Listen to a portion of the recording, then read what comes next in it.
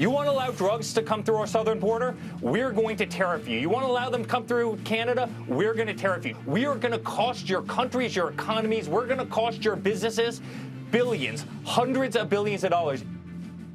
That was Eric Trump, the son of President-elect Trump, defending his father's promise to impose major tariffs on goods from the United States' three largest trading partners. The president-elect has justified this position as what he believes is an effort to curb migration and the flow of fentanyl into the United States. He's been making that case publicly. Trump is now threatening to add 25% on tariffs, 25% tariffs on goods from Canada and Mexico, plus an extra 10% on goods from China. He was already, I believe, based on our reporting, proposing 60% tariffs on Chinese goods. To discuss all of this and the economic and political impact, Mario Parker joins us now. He is a Bloomberg News managing editor and focused on the economy and government. Let's begin, Mario, by looking at what the Canadian leader Justin Trudeau had to say about all of this. I had a good call with Donald Trump last night again.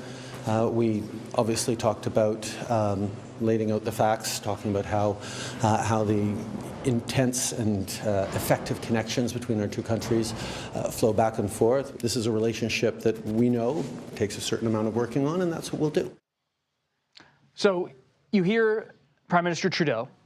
Do you believe Canada, Mexico, China will retaliate on these tariffs, or at least these promises, come next year? Well, what you heard from Prime Minister Trudeau was a little bit of muscle memory there, right? He's gone through round one with Trump. He sees how this has gone before. In terms of his rhetoric hasn't been as tense as, say, the Sheinbaum's has, right? Where she surprisingly— The Mexican leader. Yes, the Mexican president. Where she said that essentially no one wins in a trade war.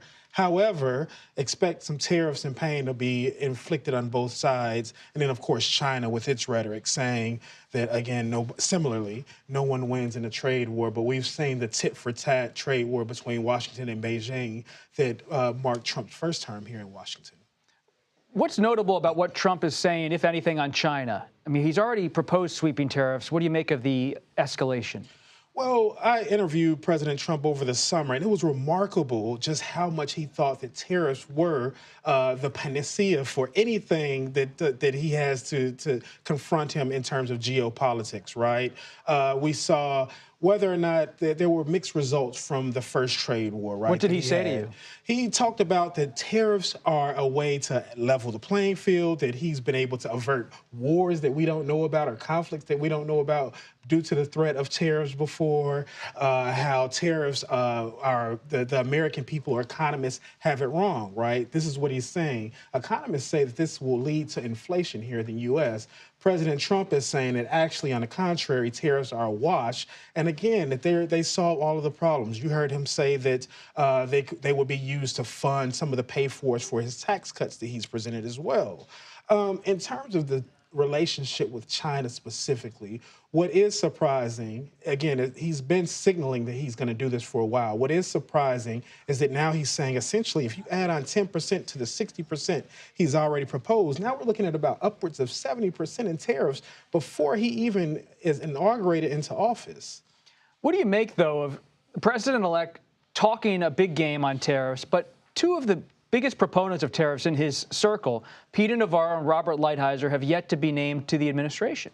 It is remarkable that Lighthizer, because he was the architect of the first go-round with the tariffs, whether or not, we'll see whether or not the administration is still coming together. He's named some of his key economic advisors so far. We'll see whether or not Lighthizer has a role in the administration. Navarro will probably have a role in the administration in some part as well. Does Congress have a role in trade policy anymore or not?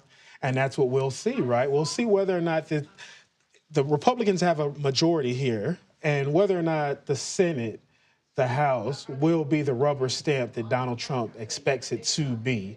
We saw some pushback with some of the nominations, one in particular over the last few days.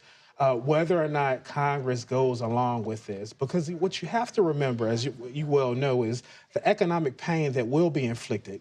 Round one, a lot of the economic pain was inflicted in the heartland. these countries know how to strategically and surgically pinpoint parts of Donald Trump's base. Whether or not those Congress folks who are associated with those districts are willing to take on the pain will be something we'll have to see. Sounds like a trade skirmish on the horizon, if not a trade war. We'll see. Mario Parker, thank you. We appreciate it.